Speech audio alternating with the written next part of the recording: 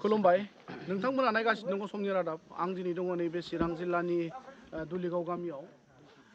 NIA case नांनानै central जेलाव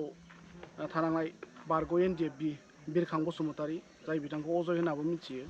आरो आफादाव बुहुम होननानैबो मिथियोमोन बिथाङा सानसेनि थाखाय दिनै न'आवहाय फैदों दा बे न'आव फैनाय बुब्लियावहाय इउनाइटेड फराम अफ एक्स NDFBनि दैदेनगिरि बिथांमोना बिथांखौ खौरां लाफैदों दा आं बे समाव बिथांमोनजों एसे सावरायगोन दिनै नोंथांमोननि मोनसे समनि NDFB आथिखालाव बिथाङा 15 बोसोरनिबो बांसिन जोबथेसालियाव दङ आरो जों मिथिनानै मोननायाव बिथाङा फासिनि अर्डारबो मोननानै दङमोन नाथाय दा बे दासान्दि स्टे अर्डार मोनना दंथ'यो दा बिथाङा दिनै न'आव सानसेनि थाखाय फैदों नोंथांमोना खबर लाखियो मा फोरमायगोन बेनि गिबि गिबियावनो आङो नोंथांमोननिसिम सानजौफु समनि अननाय सिबिनाय थाबाय नंगौ नैबे चिरां जिल्लानि सिङाव थानाय दुलिगाव गामियाव जोंनिनो सासे बर' हारिनिनो गोख्रों NDFBनि मावथि बा बारग' NDFB दायो बिथाङा हारिनि थाखाय जाथिनि थाखाय राव हारिमुखौ रैखाथि खालामनो थाखाय NDFBआव जयेन जाखांनायनि उनावहाय नांफुनाय समावनो बिथाङा दिनै हमजादों दायो हमजानानै दिनै बिथाङा आरोबाव खबर आरो गाज्रिबाव बिथाङा जाहैबाय माने फासि होजानो थांनाय मोनसे सासे सुबुं बिथांनि मुङानो जाबाय बुहुम बिथांनि अरिजिनेल मुङानो जाहैबाय बिरखां बसुमतारी दायो फंबाया सानसेनि थाखाय सुथि मोनदों बिनि गुबै ओंथियानो जाहैबाय बिनिनो जोनोम गिरि होननांगोन बा बिब' देरसिन थैनानै थांदों दा बिब'नि सारादुआवहाय दिनै बिथाङा सानसेनि थाखाय बेहाय सुथि लाना फैदों आरो लोगोसे गावनि जोनोमगिरि बिफा दं गावनि जोनोमगिरि बिदा बिबाजै बाय बाहागि जाथि खुरमा सानसेनि थाखाय बे बिब'नि सारादुआव फैनानै लोगो मोनफैदों दा बेखिनि खबरखौ जोंबो मोननानै इउनाइटेड फराम एक्स NDFBनिफ्राय लानानै जोंनि मानगोनां आफादगिरि जोंहा सिला बसुमतारी फैदों लोगोसे गाहाय नेहाथारि बिथां रसराजआबो नुजाफैदों लोगोसे इउनाइटेड फराम एक्स NDFBनि लोगो आफादगिरि जायख्लं बसुमतारी आरो लोगोसे जोंहा EGS मिरुनि सेक्रेटारि फंबाय मोनाबिलिबो दंफैयो आरो बेजों लोगोसे जोंल' नङा गोबां बे रायजो राजा बे ओनसोलनि लोगो दिगिफ्रा फैनानै नुजाफैदों दा बेखौनो जोङो दुखु मोनदों जे दिनै बिथाङा हारिनि थाखाय गोबाव बोसोर सेक्रिफाइस खालामनानै दिनैहाय एकर्ड जाखांनायनि उनावबो दिनै बिथाङा मोनसे फ्रिदम मोनाखिसै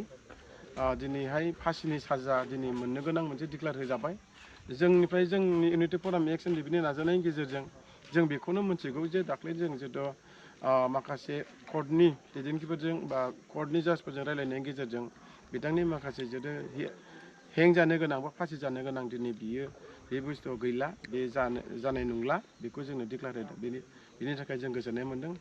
दा दिनैनि आरोबाव नैबेवहाय जोङो बे फंबायजों लोगो मोनफैनायनि गेजेरजों दिनै जों जोबोद गोजोननाय मोन्दों आरो दिनै बिथांनि न'खराव दिनै गाबगु 15 बोसोरनि उनावहाय दिनै जे खेबसे गावनि गामिजों लोगोसे बिफा जोनोमगिरि बिफा आरो बिब'नि सारादुआव दिनै गासिबो बाय बाहागि जाथि खुरमाखौ लोगो मोनफैदों आरो बे खाबुआवनो जों इउनाइटेड फराम एक्स NDFB बा बारग' NDFB फैदों आरो बेजों लोगोसे जों रायखांनांगोन जोंहा सावरायग्रा बिथाङाबो फैनानै थांदों बे जों लोगो मोन्दों आरो बेनि सिगाङाव जोंहा बिथां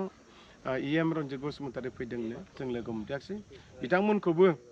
बिथांनि सानसेनि थाखाय फैनायाव सुथि लाना फैनायाव नुजाफैनायनि थाखाय जोंबो गोजोननाय बावहरदों बिथांमोना दिनै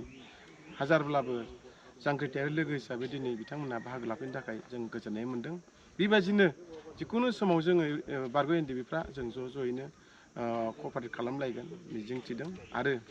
जोंनि दानि बिटिआर सरकार आरो आसाम सरकारखौ मिजिंथिदों जाहाथे जोंनि NDFBनि गासैबो जेल जानाय केसफोरखौ लानानै NDFBनि क्ल'जफोरखौ लानानै गासैबो समस्या थाबैनो जाहाथे सल्भ खालामो बेखौ जों इउनाइटेड फराम एक्स NDFBनिफ्राय सरकारनाव जों आपिल खालामनाय थाबाय आरो फंबाय बुहुमा दिनैहाय जेखिनि फेमिलिखौ लोगो मोनफैदों